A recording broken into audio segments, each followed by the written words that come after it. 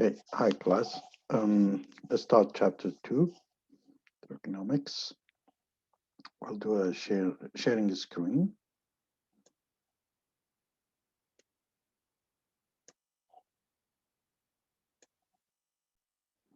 Okay, so basically here we'll be talking about chapter 2, which is demand and supply, an introduction here on the level of microeconomics instead of macroeconomics. So we're doing demand and supply based on a microeconomics view. In this chapter, as an introduction, we will explain the concept of demand.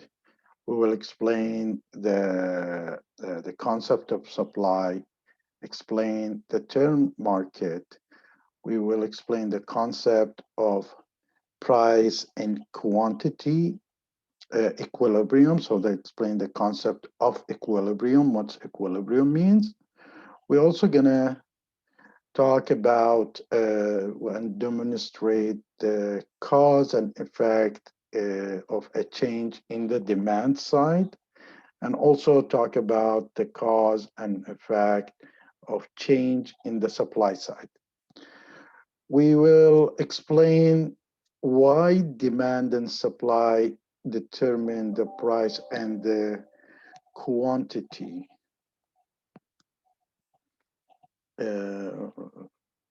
traded.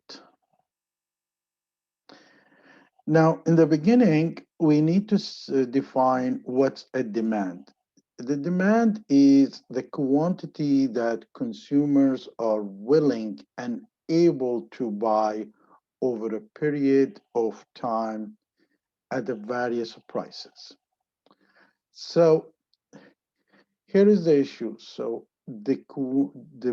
this means that he must be willing to purchase it and must have ability to pay for it. Let me give you an example. One day I was walking with my brother, and he said, by the way, the DVD players the price of DVD players is $100 now. Why you don't want buy one? So I was happy. I said, okay, I'm going to go buy a DVD. We were passing beside an electronic company, and I said, oh, wait a second.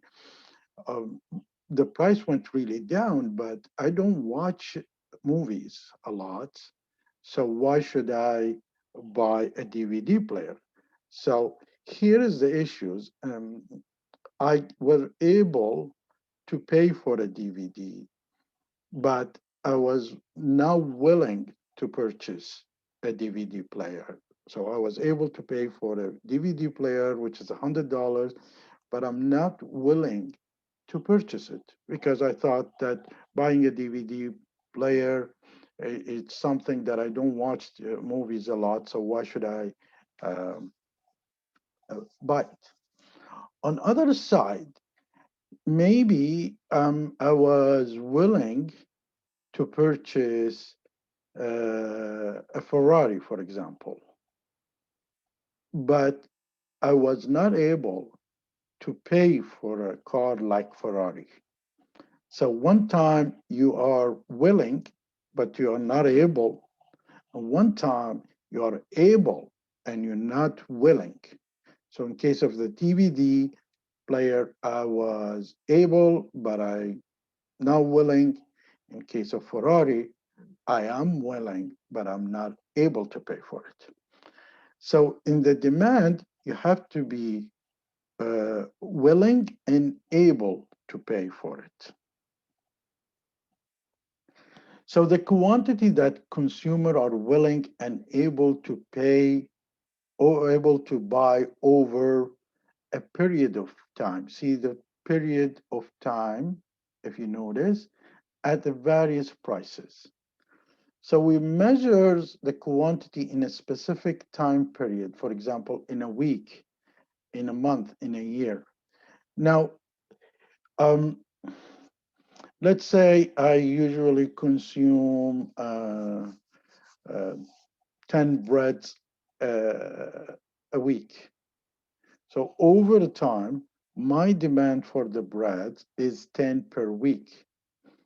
And over a month, my demand for bread is 10 multiplied 4 weeks becomes a 40 bread. So over time, so the measured quantity is in a specific time period. It could be a week, a month, a day, hour, minute, but it's a time. The second thing, the quantity that consumers are willing and able to buy over time at the different prices. Let me give you an example. It is when the price of bread is $10, for example, I will buy one bread a day. But maybe when it goes down $5, I will buy two breads a day. So the various price, when it goes $1, I will buy 10 breads a day. So as a $10, when it becomes five, I paid, I'm willing to buy two, and when it comes $1, I'm willing to buy, or I have a demand for 10 of them. So it shows relationship between the quantity and the prices. The price, as the price goes down, the quantity willing or demanded is more. The price is the most important determinant. Now here, what we are assuming, I can consume one or five or 10 breads. So that's not we are taking into consideration. As we said in the first class, we built a hypothesis, and in the part of the hypothesis, we assume all other things are remains the same, which is called ceteris paribus. So when somebody, for example, argues saying, well, if the bread goes $1, you cannot eat 10. He said, well, that's another factor, which is we trying to distract it, and we look the relationship between the price and will and quantity demanded. So we trying to find out, this is in the hypothesis when we build, and once it's approved, then we change it to a theory, which is the theory of demand and theory of supplies and all, the concept there. And it's actually they use it to say the law of demand, the law of supplies. So here, what we're looking at, we're saying, as the price decline, my willingness to buy, my demand increase, in assuming all other factors like my taste, my ability to eat, is all um, constant and has no effect, put it this way. So that's what you call or else remains the same, which is a ceteris paribus. Now, the demand can be shown in a schedule. We said $10, one bread, $5, two bread at $1, 10 bread. That's a schedule, a table showing a various quantity demanded at the different prices, but also can be shown as a curve, which is a graphic representative of a demand schedule. So here in the demand schedule, we see that price per case of beer, for example, if it's $17, quantity demanded is $7. As the price goes up, if it's $18, I will probably buy only six. And if it goes 19, actually, I don't drink beer, no alcohol, but this is only an example. As the price goes 19, the price goes demanded is five, and if it is 20, I demand four, and if it's a 21, the price three, and if it's 22, is I'm demanding only quantity demanded only two. So if you see, as the price goes up, I will willing to buy less. So this is what you call a demand schedule. Now, if we turn this into a graphic, we notice that when the price is 19, then I'm willing to pay 5. Or let's start from the bottom. When the price is 17, I'm willing to spend 7. I'm willing to buy quantity demanded, it's 7. When the price is 18, which as you see here, is the quantity demanded is 6, and when it's 19, the quantity demanded is 5. So these are 3 dots is created, and we connect it to each other, becomes the demand curve. So this is what you call the demand curve. And if you look at it, is from the top is going to the downward slope.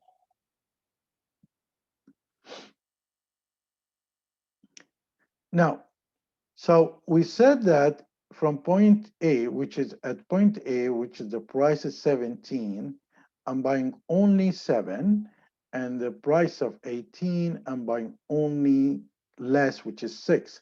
It just, when the bread is 10, I'm buying only 1. When the bread is $5, I'm buying 2. So you see the numbers is from point A to point B. We put it when we connect it to each other. And we come up with demand, law of demand. As the price increase, quantity demanded is decreased. Movement is along the excess demand line. So it moves like upward like this. Now, why the demand curve slopes downward? So as the price increase, the demand is decreases. The income, so you need to know that the demand curve is a slopes downward. As the income effect, the effect of a price basically change the real income and therefore the quantity demanded. So the reason, one of the reason is just I cannot afford buying a Ferrari, for example.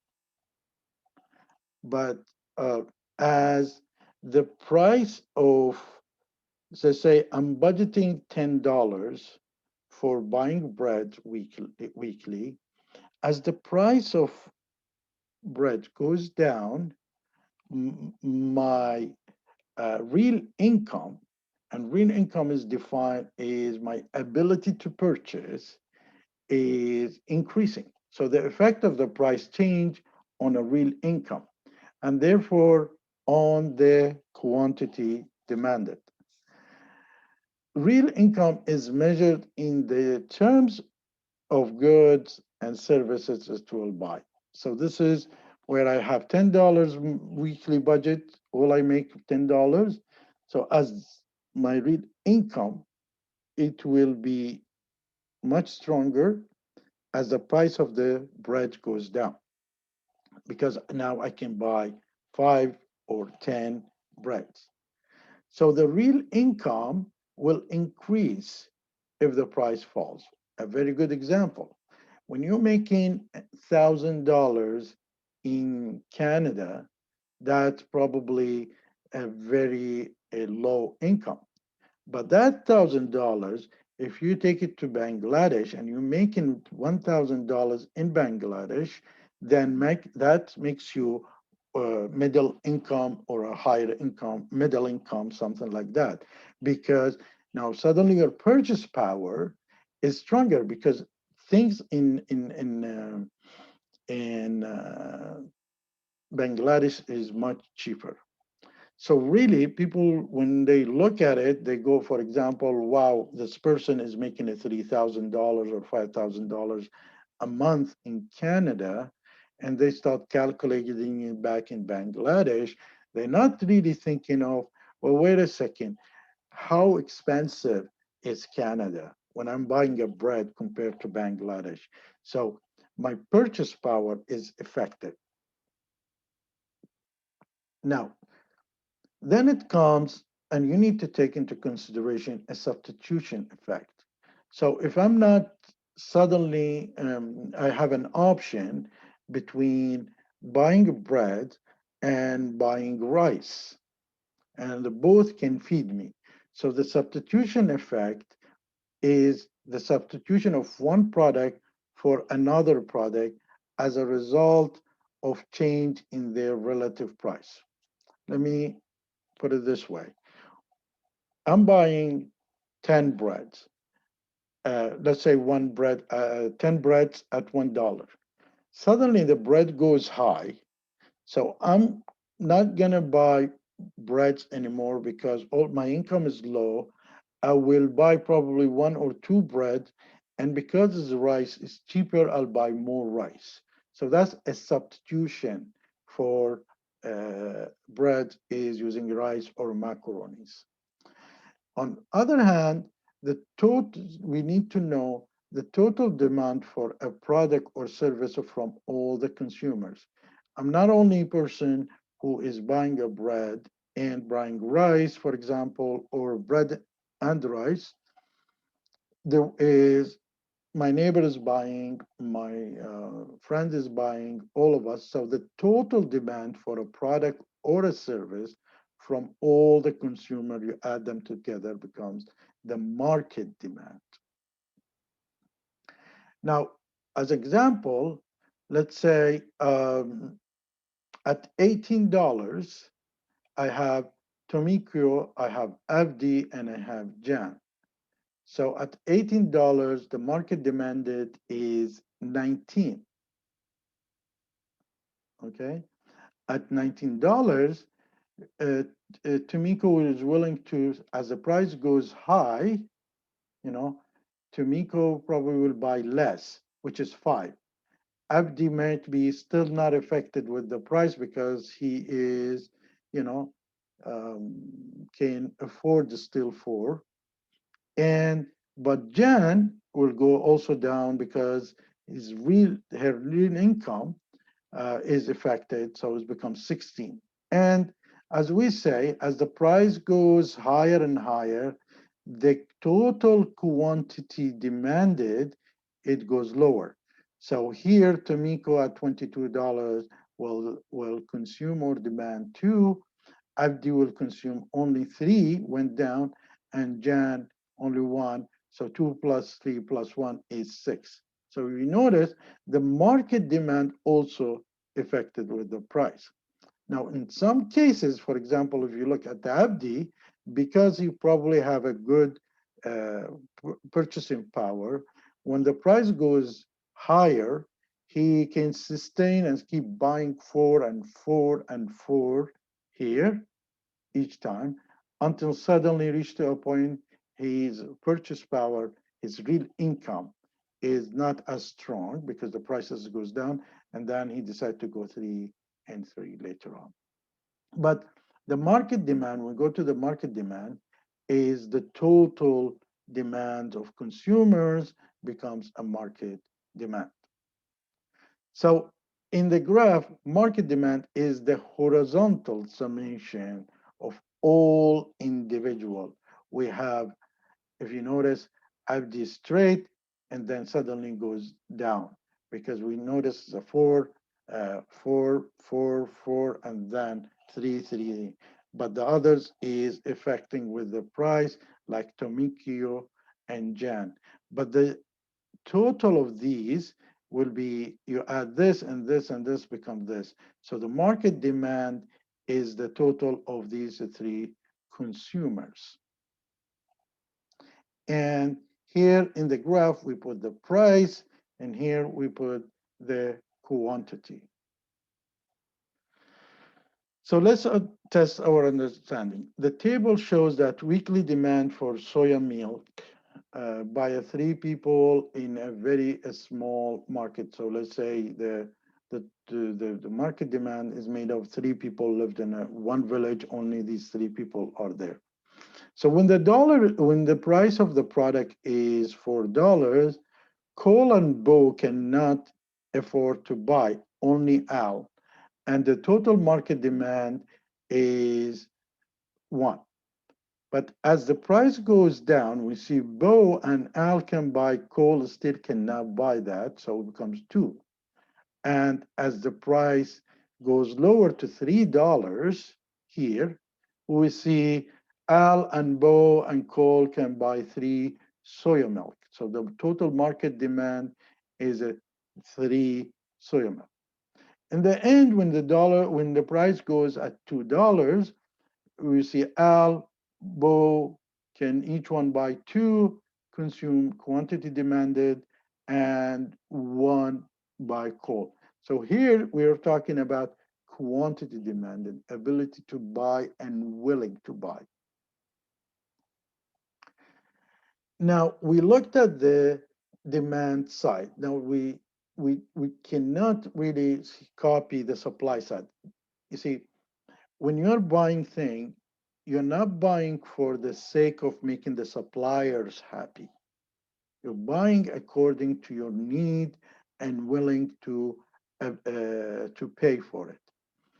When the supplier is producing, he's not supplying for the sake of the consumer. He's in the market to make profit, and that's what makes a difference of how we draw the supply and how we draw the demand. So the supply is the quantity that produce and are unwilling to and able to supply over time at the various prices. And we're not going to go because when we talked about saying that producers are willing and able to supply over time at the different prices. So the supply schedule is a table showing the various quantities supplied per period of time at the different prices. And again, supply curve is the graphic representative of the supply schedule. Let's assume I'm a supplier and my goal in a business in the supplying is to make more profit. Now, if I'm producing making a profit of say $1 per per say bread again. I will be producing say one bread, but suddenly I noticed that the price of buying the bread it went high and become people buying. The price went high to $2. So or $4. Suddenly, I feel that there is more profit in making more. So I will be producing more, so the consumer will pay more, and I will end up making more profit. We'll talk on the detail base, could be uh, uh, the price goes up, or could be some kind of technology lowering the price, all these things that we can. But right now, let's think about it this way. I'm making $2 of profit. I'm willing to produce one bread. If I'm making $4 a profit per every bread, then I'm willing to produce more bread because I want to make more profit. And I'm not in the market to make this customer happy. I'm in the market eventually, all these things is to make more profit. So the more profit, the more I will be supplying. Now, so as the price per case start at $18, I'm willing as a supplier produce two cases only. As the price goes higher, suddenly I'm making more profit, becomes $19. I'm making extra dollar profit, so I'm willing to produce three. As the price goes at 20, I'm willing to produce four. And the more the price goes up, the supplier is willing to produce more, assuming, once again, everything is constant. Is the price and quantity to be produced. So if we look at the top ones, as the price of 18 is, we were willing to produce 2 as a supplier. As a price of 19, I'm willing to produce 3, and 20, I'm producing quantity of 4. So we create these 3 dots, and these 3 dots, when we connect them to each other, becomes the supplier curve. So the supply curve, as a price increase, the quantity, quantity supplied increases, movement along the existing supply line from A to B. So why the supply curve slope upward? Once again, we're saying suppliers are motivated by profit. The more profit, the more they're willing to supply. Higher price means more profit for them. More suppliers are willing to produce products. Now the cost rise as more is produced, so the higher price are required to supply more.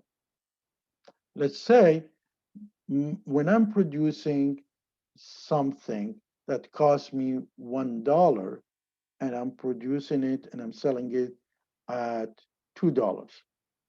I'm making $1 profit. So I'm producing, costing me $1, I'm selling it $2, making $1 profit.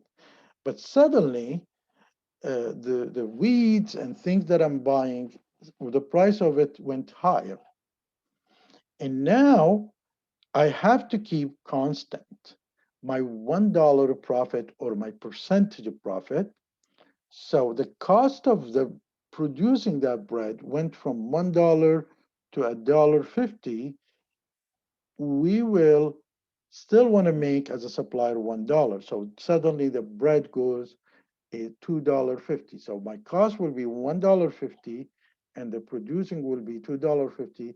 I'll be still keeping constant my level of the profit. I will increase the price on the consumers. Now, in a market supply curve, once again, total supply from all the producers of this product. How many bakeries are there? We calculate them, and that's called a market supply.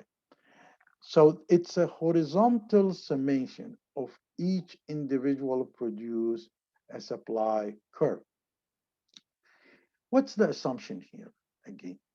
Assumption that producers are making all similar products. The reason I brought the sample of bread, let's say all these producers are making similar bread. Nothing more special, nothing more salty, nothing more. It's just a regular bread. And we assume that the consumer have no preference to as to which supplier or product. They just come and buy that bread.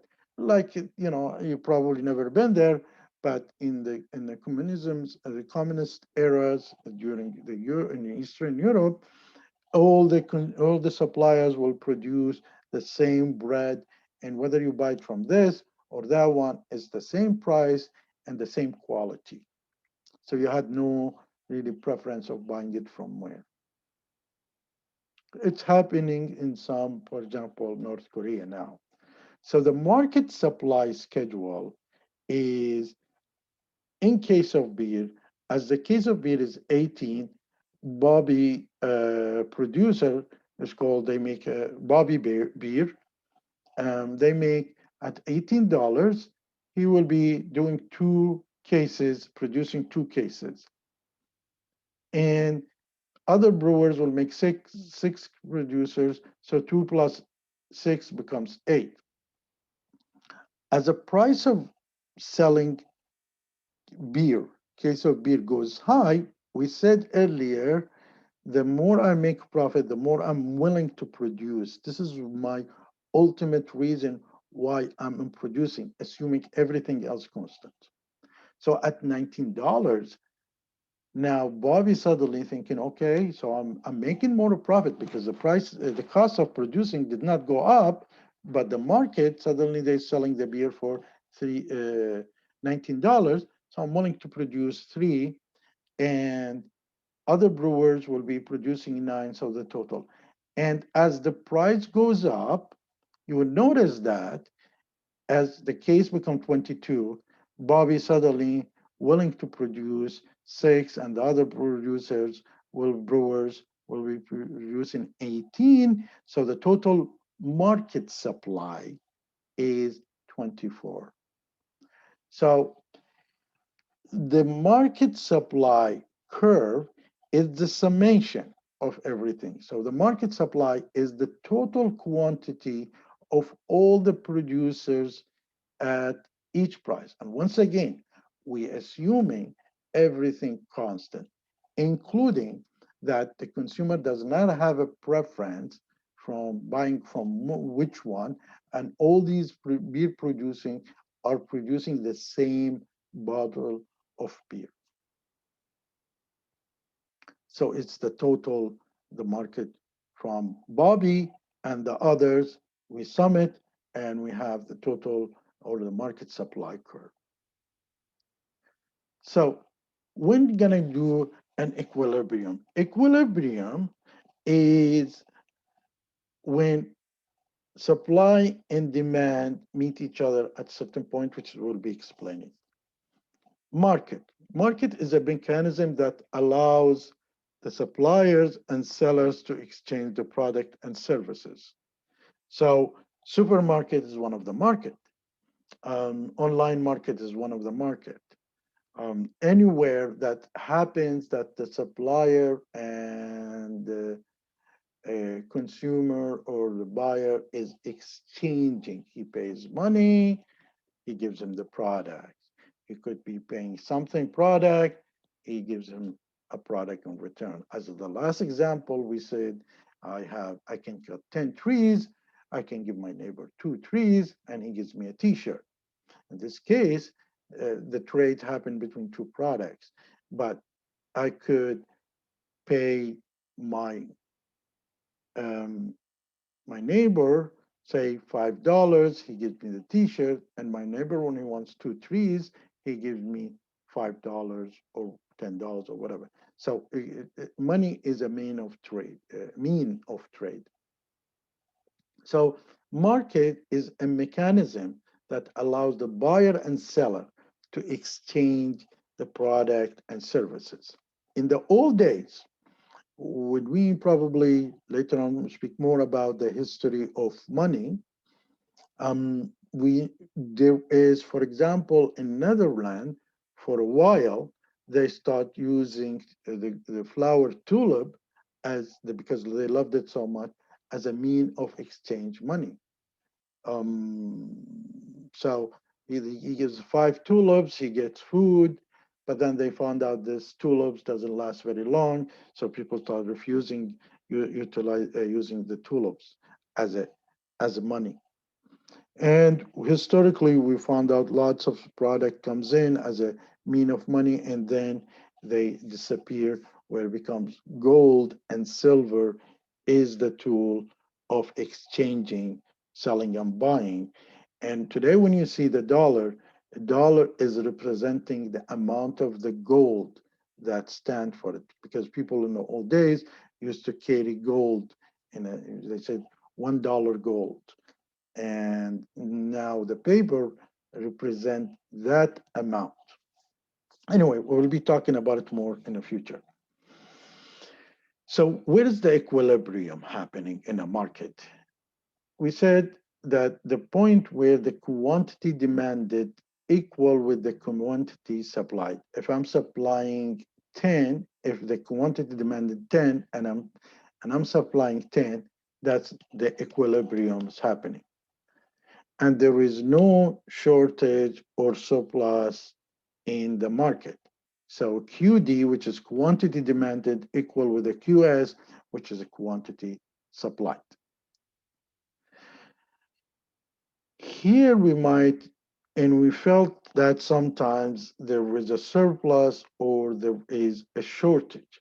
And in the surplus, the amount by which the quantity supplied is greater than the quantity demanded and occurs at the price above the equilibrium.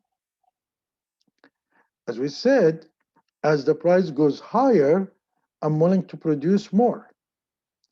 So the price, I'm suddenly I'm producing more, 10, 20 cases, 30 cases, but actually the demand is only 10 cases, but I'm producing more. So it becomes lots of beer cases in the market, and this is what you call a surplus.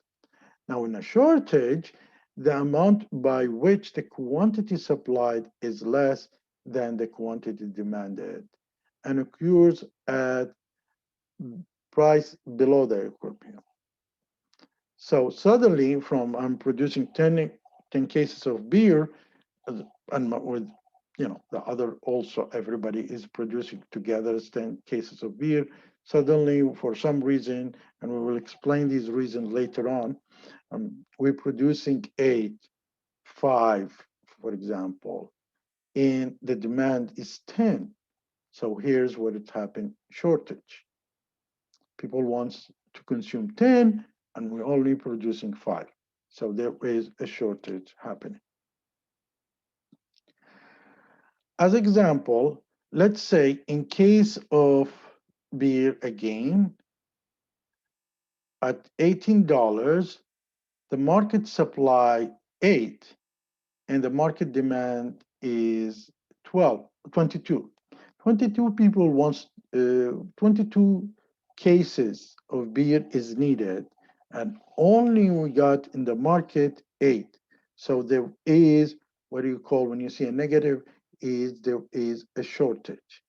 As the price goes high, we said the suppliers are willing to pay, produce more. So you see the market supply goes high, and the supply becomes a 12, but and the demand is 18. Now, why even from 22 becomes 18? Because we said in the first beginning of the chapter, as the price it goes higher, the quantity demanded is lower from the consumer point of view. From the supplier, as the price goes higher, the quantity wants to be supplied is higher. So you notice that as the price goes higher, the supplier is willing to supply more and going to supply more. And the market is the one that as the price goes higher, they demand less. And the difference, the shortage is -6. So still the market has experiencing or there is a shortage of 6 cases. And the example goes on as the price of that it is becomes a $20. Once again, the supplier wants to produce more, which is producing 16. And as the price goes higher, we see the market demand, it goes lower, and from 18, they demand now 16. So producers are producing 16, the market demand and the consumers are consuming 16. So we have what you call equilibrium. Now let's assume the price goes more higher. Here, where the suppliers start producing more. And the consumer, because the price is going higher, they will be demanding less. So there is more supply than market demand. Market supply is higher than market demand. So there is a surplus. And as it goes to 22, there is a surplus of 18 plus. So here is 11 plus, and then you will see 18 plus. So we notice here at the $20, 16, 16, 0. So there no surplus, no shortage. So that's what you call the equilibrium point. $20 is $6. Now keep in mind, when we talk about demand and supply, they are not the price or quantity. They are made of the price and quantity, okay? Made of. So don't mix between price and quantity. The curve itself made of two factors as a price and quantity. As a supply, here where we get the equilibrium, the market equilibrium is QS, which is market quantity supplied, equal with quantity demand. So also the curve of supply is affected by the price and quantity supplied. And the curve of supply, it is alone, standalone. Think about it this way. But getting affected by the price and the quantity. Basically, when we talk about supply, we said the only reason people are supplying is to make profit. So as you make more prices, you make more profit. So the goal is to make prices. Now, let's say, and we spoke about at the lower price. When the price is lower, suppliers is willing to supply less, which is we said in the previous in the schedule, they're willing, the QS is only 8, which is comes in here. That's the supplier how much is willing. Now suddenly if the price goes down, we will see that the consumer is willing to buy more.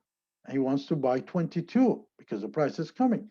So the total market demand is 22 and total market supply is 8, there is a shortage of 16 case of beer between the suppliers because it's producing only 8 and the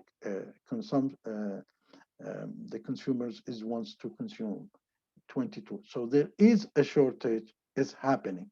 And once the shortage is happening, in the other case, is if we said if the price is higher, supplier wants to make more profit, so he's producing at $22, producing 24, and because the price is high, the consumers is willing to consume less. So if you notice here, if you compare this to this, as the price is low, people willing to consume more. So the demand is a 22. As the price is low, suppliers is willing to pay to supply less because it's making less profit. So the supply is only 18 and there is a shortage. And at $22, there will be a surplus. So just to test the understanding and the calculation, let's say the total market supply and demand. At $2, we got 60 60 case demanded, and because this is only $2, the supplier is making only $30. So there is a shortage of 30. At 200, 250, the shortage is 20, 56, or 36 minus 56 becomes minus 20. And only at the 3.5, $3.50, we will see that the demand is getting lower and lower, and the supply, because the price is going up, it's going higher and higher, so it becomes an equilibrium. Suddenly, the price goes lower than equilibrium, then you will see the suppliers are willing to produce more because it's making more profit, and the demand, people are willing to buy less because things getting expensive, and then you will see a surplus here, which is a plus 10. So here we're experiencing a shortage of products, and then we have an equilibrium, and then we have a surplus. So how this market adjusts itself? Let's assume everything is constant. How the market is adjust itself due to the price and the supply and demand.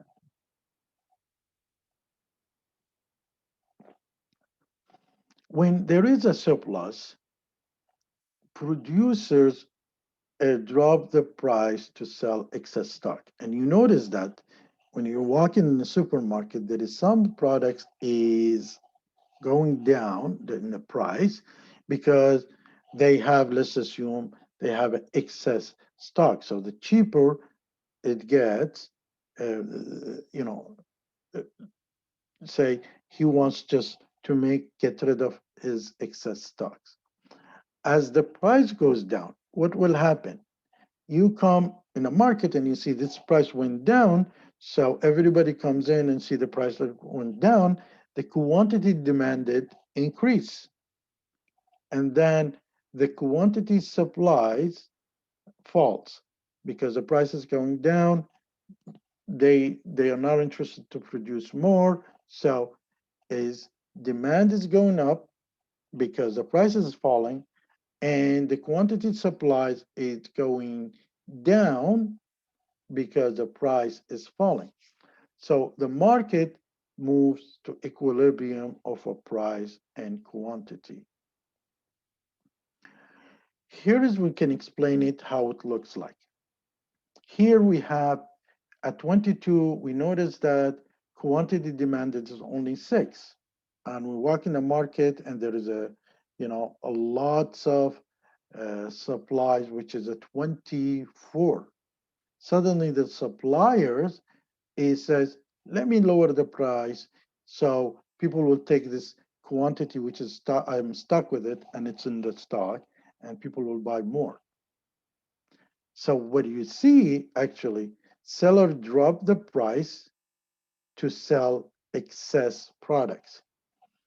As the price is going down, the buyer buys more at the lower price.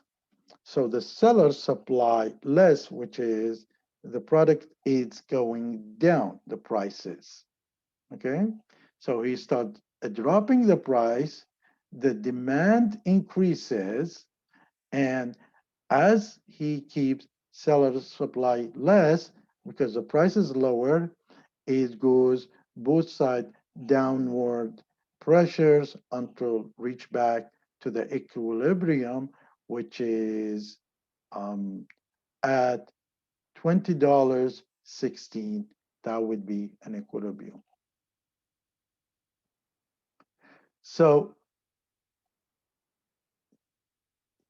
we said as the price goes down, and if you notice here, there would be a pressure on the supplier will supply less because it's making less profit.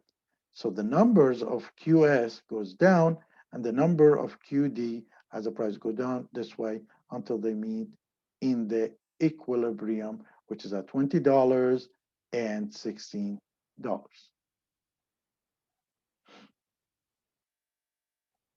Okay,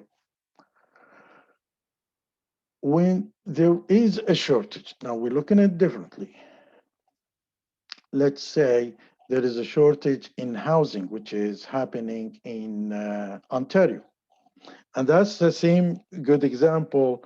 Let's say, yes, best thing Ontario, because there are other areas where the pricing of the housing probably is going down, but that's not true. It's not going high very quickly, but here you notice the price of housing is going high very quickly. And the reason when the buyer because there is a limited housings, there is shortage in the housings, people are coming, family growing with lots of kids also, so there is a demand for housing, so the buyers start bidding up the price, willing to pay more. As the price rises of the housing, you see less people, the quantity demanded decrease. Less people are willing to buy houses, but because the price is high, you notice lots of the quantity supplied by people who build the houses increases.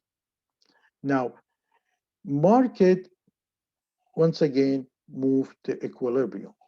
But the question comes in here in Ontario, especially in Toronto. How come still the prices keeps going high? Because there is a shortage.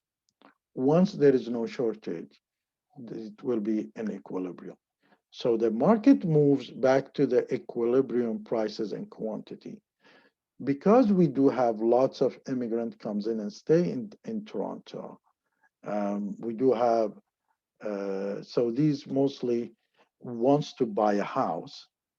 And once is a flying in, it's not a bubble that's gonna blow. It is the demand keep increasing more than the supply is providing, so the housing is going up. So the market moves, but if we assume that the demand in the supply is equal, and then it's a different case. But in this case, as the market moves back to equilibrium price and quantity, what's causing that is causing that the quantity demanded, first the price is going down, and the quantity demanded, because the price is going high, the quantity demanded is going down.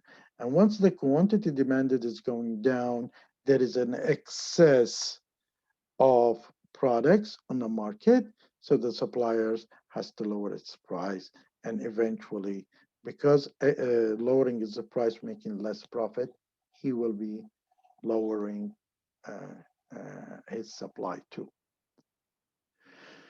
So in the case of the shortage and how the market is adjusting, that we said at $18, the demand, quantity demand is at 24. At $6, the quantity, at $18, the quantity supplied is only 6 and the demand is 24. As the price goes high, we said there is more supply, and as the price goes high, there is a less quantity demanded. And the bidding between the buyers first is will be forcing the price up because there is a shortage. The seller supplies more product because suddenly the price goes high, and this is the reason because he wants to make profit.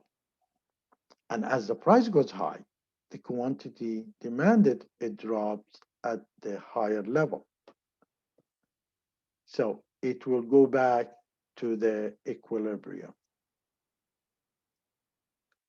So we notice here, this has a different approach where it starts when the consumer start bidding, okay? And he force the price up. Sellers, when he sees more profit, he starts increasing more. And as he producing more, they are covering the shortage. And once the shortage is covered, then the consumer quantity becomes less and put a downward pressures on the prices, and then eventually becomes in the equilibrium. At this $20 goes back to $16 equilibrium point. So increase in demand, how this happen? More quantity is demanded at each price when caused by factor other than the price. So here, why we are kept everything constant and ignore everything, we assumed everything constant, is we wanted to analyze the effect of demand caused by the price.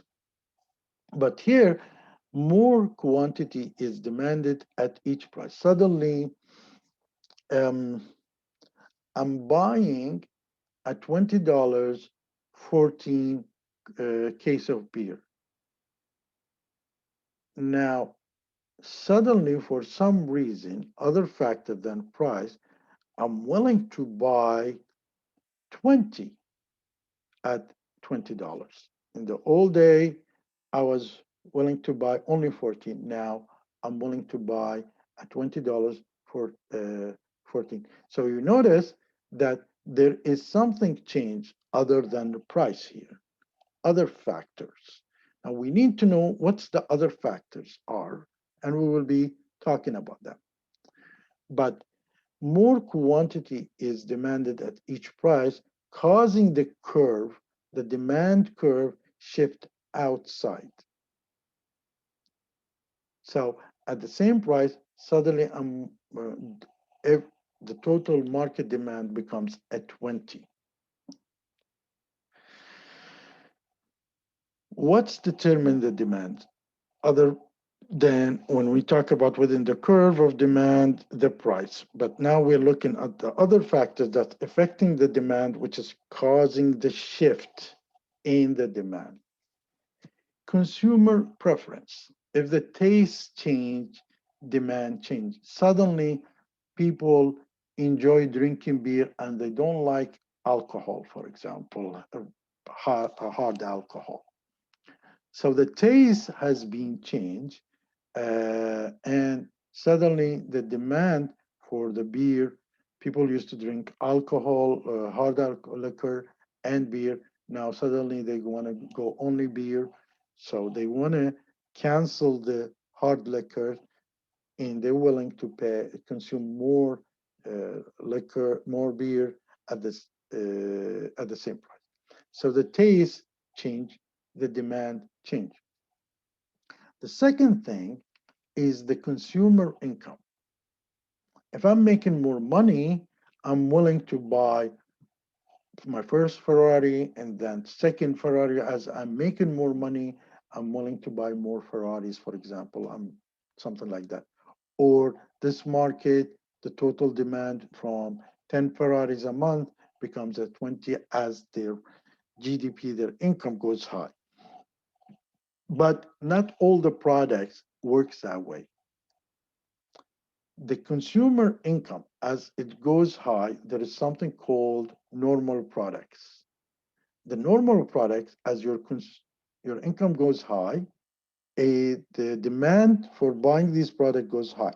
Like example, we said the Ferraris, or you know, um, Starbucks, okay, coffee. So buy more when the income rise because your purchase power is stronger, and less when your income falls. So a normal product is when you buy more when your income goes high, and less when your income goes down. The other type of products, and they noticed in 1920 in Ireland, they were going through the depression. The lower people income goes on, they notice that the more potato they consume. So usually they know that the lower income you have, the less you consume. But here, the lower income you have, the more you consume of potatoes. And this is where they said, okay, so we have normal products and we have the inferior product. And the inferior product is buy more when the income falls and less when the income rise, like potatoes, because it's so cheap. So your income it's falling, you have a tendency to buy more potatoes instead of buying fruits. So they could like call them or macaronis, or I don't know, noodles. So as the income goes down, you buy more of these stuff, and they call them inferior good. So prices of related products. Products are related if a change in the price of one product causes a change in the demand for the other product. Two types we have is substitutes and complement. Now, when we are buying hard liquors, 4 bottles a day, a month, and 2 cases of beer, and suddenly we switch our taste and all these things, and suddenly we're buying more beer, less hard liquors. So the beer is substitute for the hard liquor. When we are buying Coke and Coke is getting more expensive, we go and buy now more Pepsi or Sprite. So the Pepsi or the Sprite is a substitute for Coke, and Coke is a substitute for Pepsi. You're replacing one with another. But when you come in a complement as a product, you consume this, and suddenly you have to consume something with it. Let's assume when you're buying beer, suddenly you're buying nuts or pretzels with it, or potato chips bags. So these are the complement. They come, you when you buy this more, you buy this more. They complement it as a complement. Now you notice here also the pretzels that you're gonna take with your beer, they have a substitute, which is could be the nuts. So one day you'd say, I don't want to take pretzel, I'm taking the substitute product, which is the nuts. The beer is driving the quantity of demanded for pretzels, but suddenly you say, I'm not buying the any pretzels. So the beer is providing the substitute product for the pretzel, which is the nut. So the nut is a substitute for pretzel, but the nuts itself and the pretzel itself is a complement product for beer. This is how it works. Now, so price of related product, a substitute is a similar product that can be substituted for each other. And we talked about Pepsi and Coke and Pepsi and Coke, put it this way. And we talked about the nuts and the pretzels. So similar product that can be substituted of each other. Increase in a price of one product cause increased demand of substitute. And why is that? We said that as the Coke goes high, price of the Coke goes high, what do? You're gonna buy more Pepsi because Pepsi is cheaper. As the price of nuts goes high, and you already bought your case of beer, and you saw the price of nuts is going high, so you go, I'm gonna buy more pretzels this time, and instead of buying more nuts. So as the price of Coke goes high, you have a tendency of buying more Pepsi, and as the price of Coke goes low, you have a tendency of buying Pepsi, less Pepsi because price of Coke is going down. So that's how you look at the substitute. So increase in a price of one product cause increase the demand for the substitute. Now, when we're talking about complementary products, it is tend to be bought together.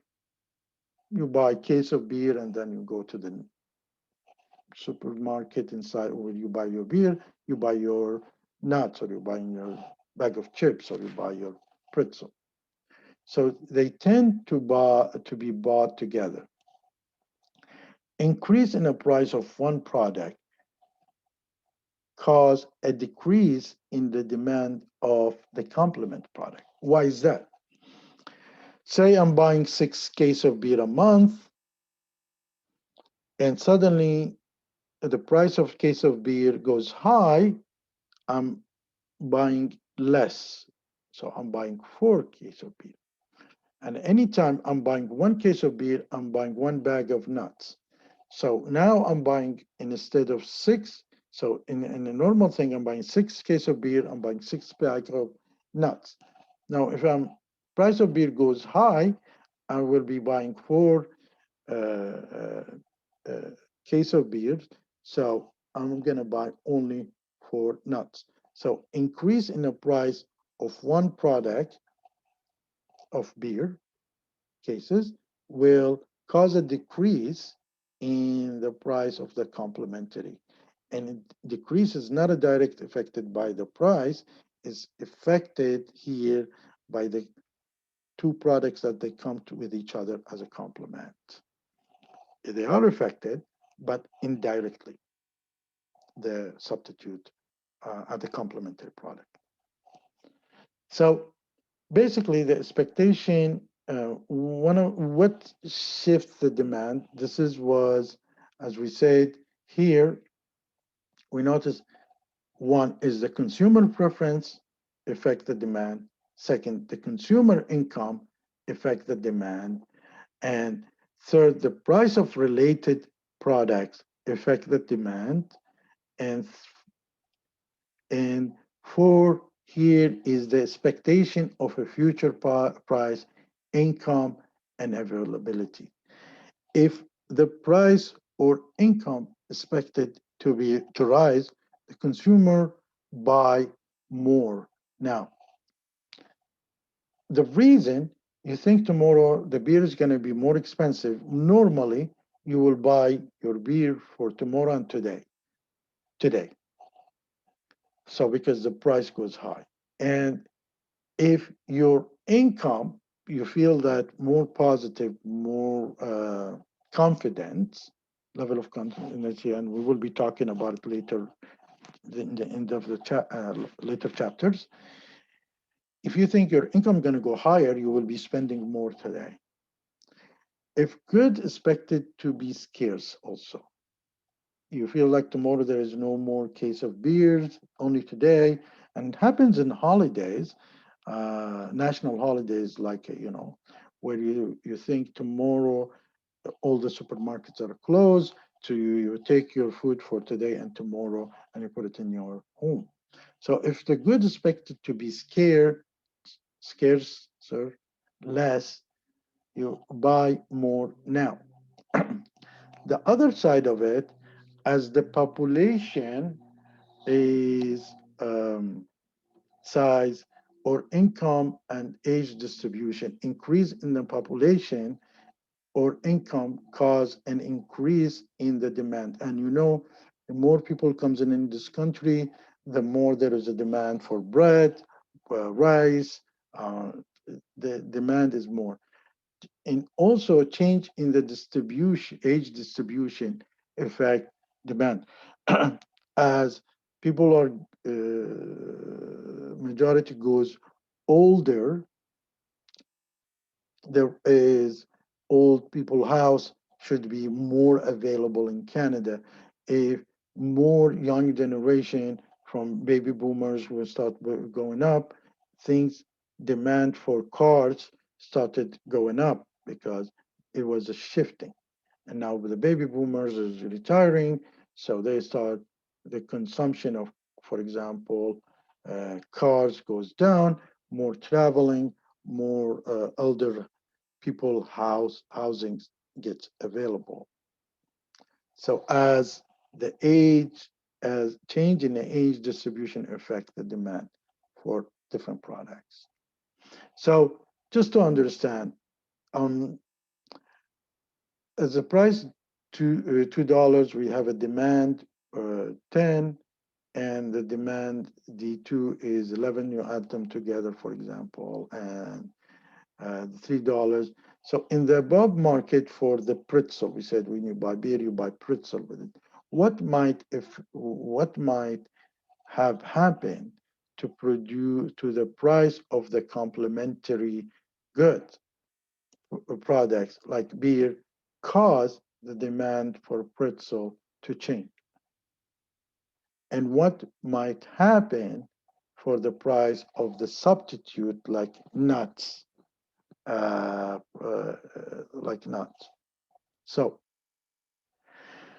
as the price of beer falls,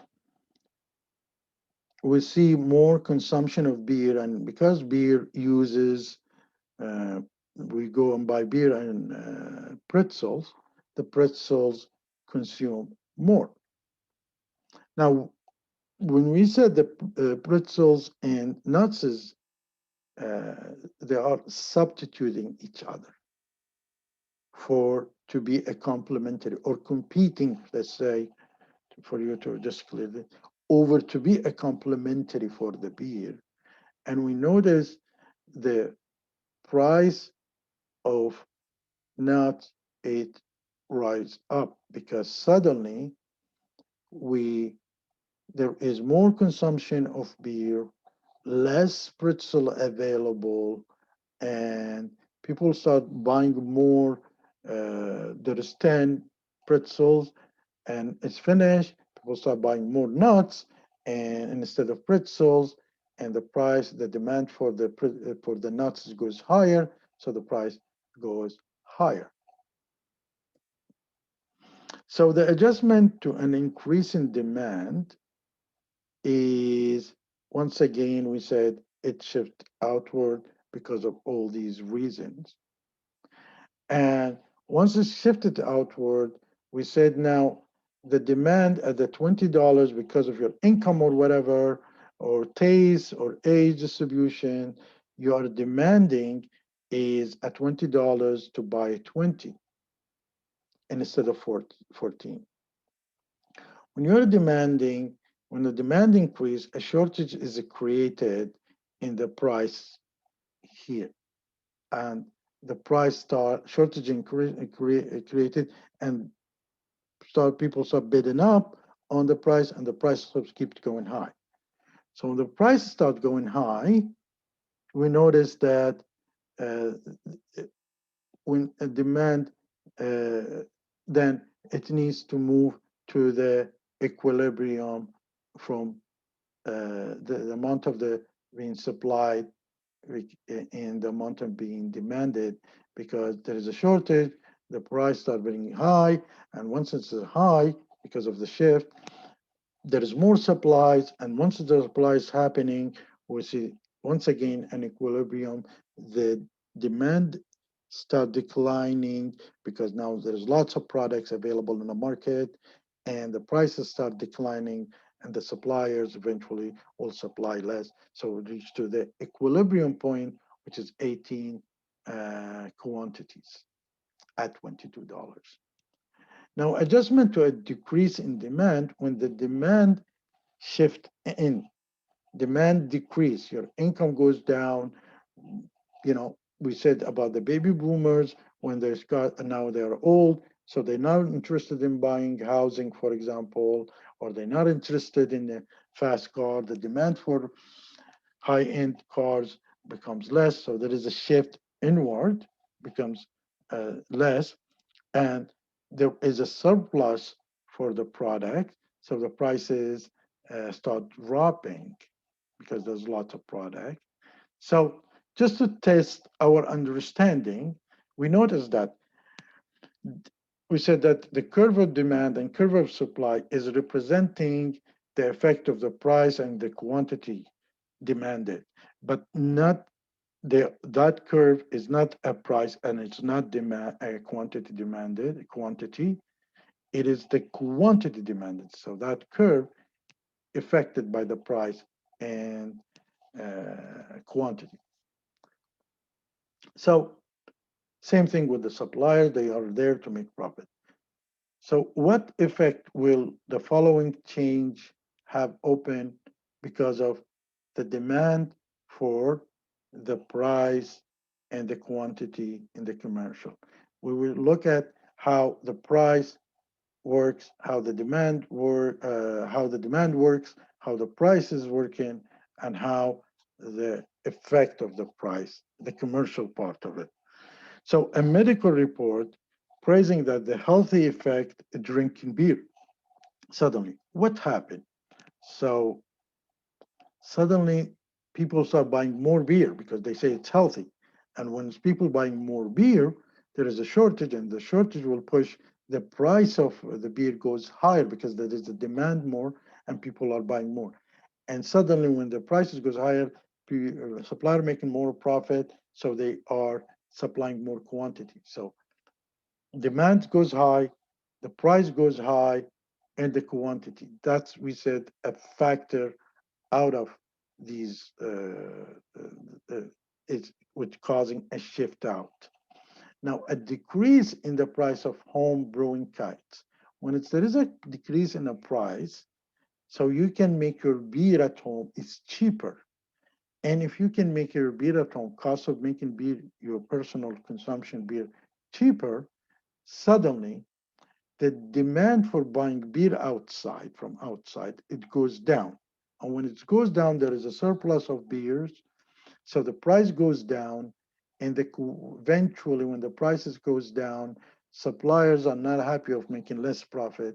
They will supply less quantity. So this is happening. Now, a rapid increase in the population, and we said suddenly people are coming to this country, and here what will happen, the demand, people consuming more beer, and because the people are coming from other countries and adding, the total market demand goes higher, so the demand goes high, pressures on the price goes high, suppliers are happy making more profit, and they supply more quantities. And if you think there is in the future a strike, suddenly you know that tomorrow there is no beer, so you run to the beer store, take more cases for beer because you know that there is a strike. And when you start taking too many cases of beer, the price goes high, and the quantity supplier is making more profit, so he's supplying more. And a possible future recession, you have money in your pocket and you say, maybe I'm not working tomorrow, I will make less income. We are going to consume less beer from now. The confident feeling goes down. So your demand, the demand of the market goes down. Once the demand goes down, there is a pressure on the suppliers to lower their price. So people will buy more because it's their stock. And once it goes down, the quantity eventually, the prices goes down. Suppliers are making less profit, so the quantity that they can supply is less in the market. So determining of change in supplies. Now we're talking about the determining the change of the supply, and we're talking about the shift in supply. Price of the product resource.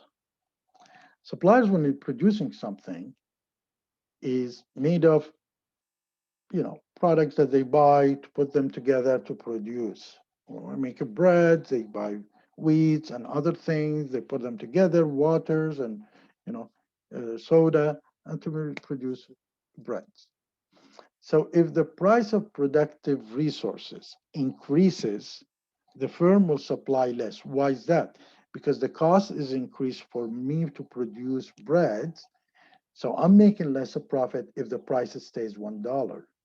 My cost is higher, cost less than sales less than cost becomes my profit, which is my profit is lower.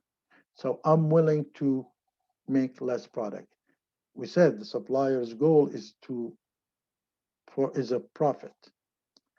When the business taxes increase or decrease, if the business taxes raise, my cost will go high. So if the business taxes raise, firm will supply less. Technology, an improvement in technology leads to a fall in the cost of production and an increase in supply. Here, when we talk about technology, we're not talking about IT. Technology in cutting the trees. In the last class, we spoke about it. We are better now to cut more trees, and we use the chainsaw so we can cut 50 trees instead of 10. So my technology improved. This is what we mean by technology. The fourth reason is price of substitution in a production. An increase in the price of one product will cause a drop in the supply of a product that are substitute in a production. A future expectation of the supply. So here you all look at the profit. Is it affecting the profit less, making it pressures onward, or making it outward? If it's making it inward, less profit, less supply. More profit, more supply. So the future expectation of suppliers, the lower the expected future prices because you're thinking there's more suppliers. So lower expected future prices will lead to an increase in supply. So you're supplying more because in the future you think there is a competition going to come and supply with you. So you want to make profit now before the suppliers comes and put a pressure on the prices. Number of suppliers. A decrease in the number of suppliers will reduce the market supply definitely.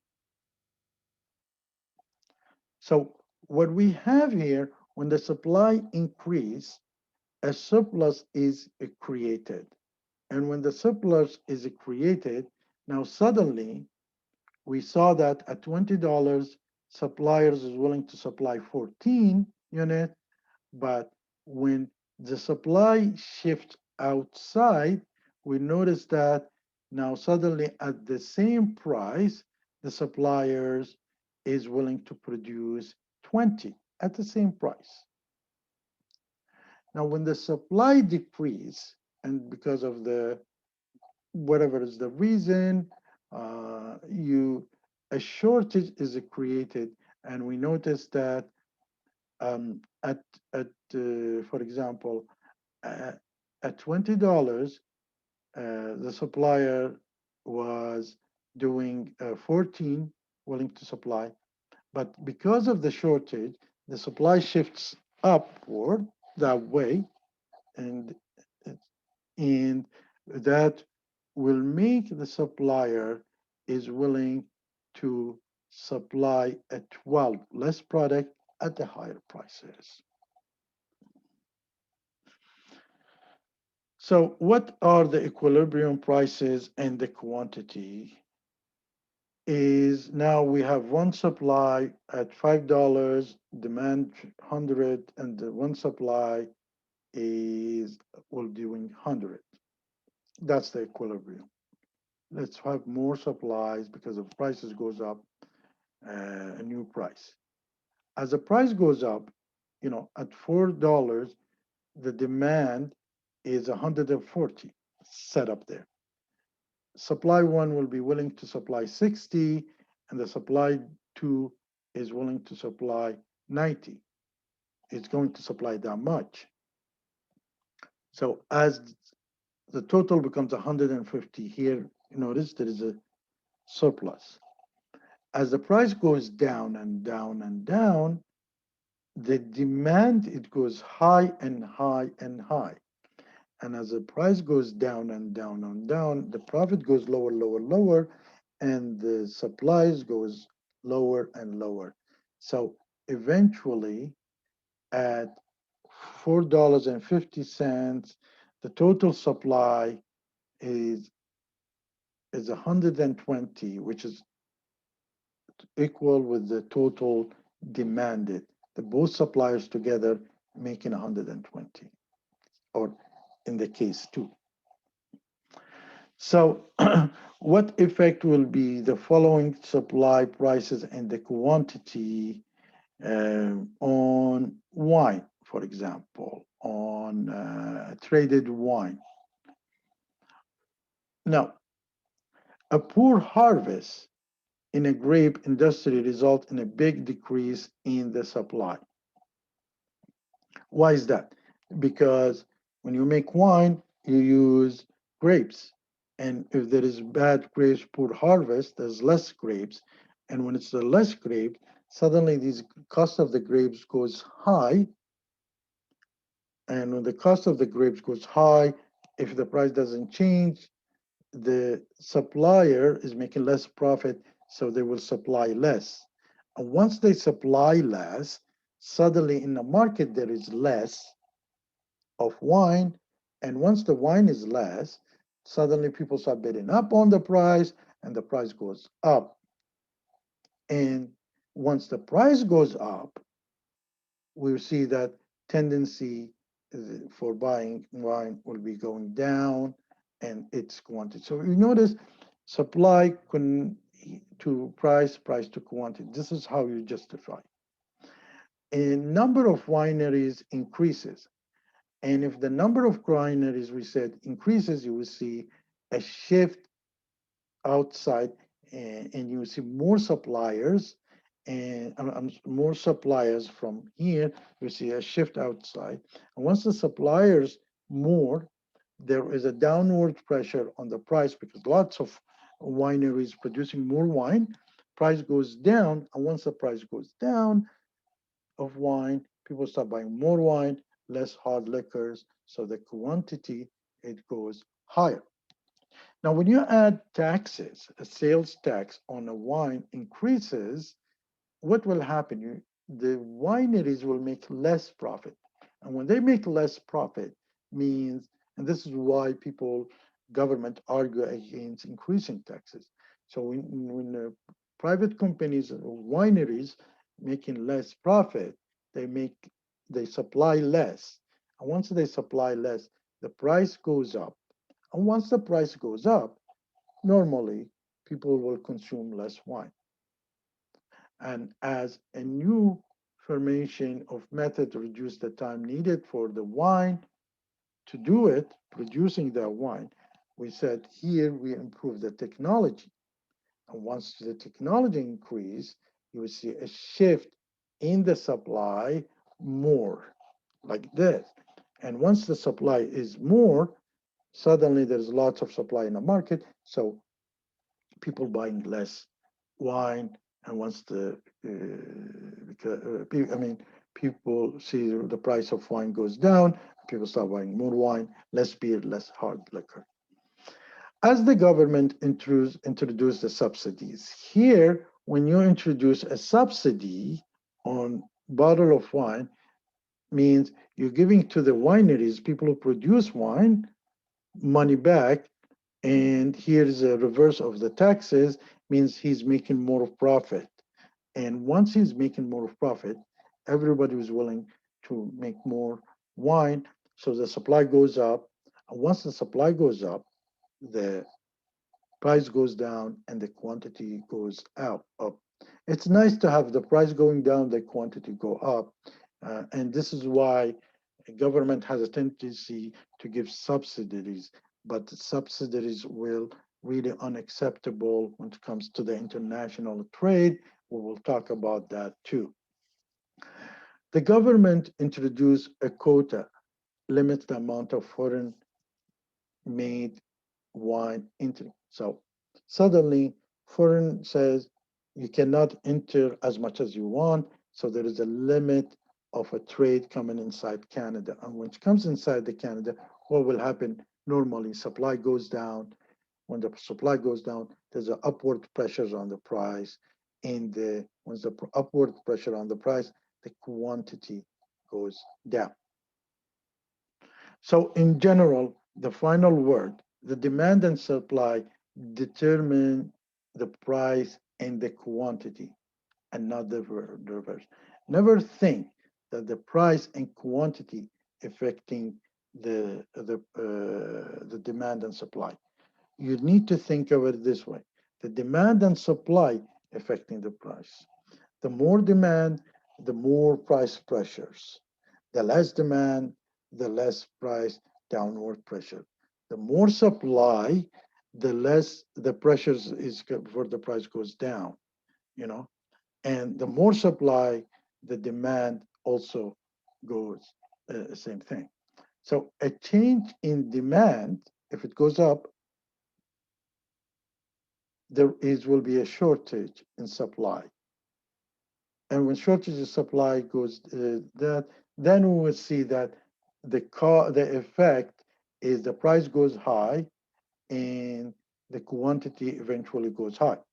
Uh, if the supply reduce their supplies than it's wanted in the market, total market, you will see also a shortage. And when the shortage is happening, then you will look at the price and quantity. We see when there is a shortage, you will see the prices goes high and the quantity demanded, because the price went up, quantity demanded goes down. Same thing when is the demand is going down, the surplus is happening. And once the surplus is happening, the price goes down and the quantity goes down. And when the supply goes high, the surplus goes down, surplus becomes surplus, and the price goes down because there's lots of the product, and suddenly the quantity goes demanded is higher. So actually, here what you see is demand here start supplies. So the demand and supply determine the price and the quantity, and not the reverse.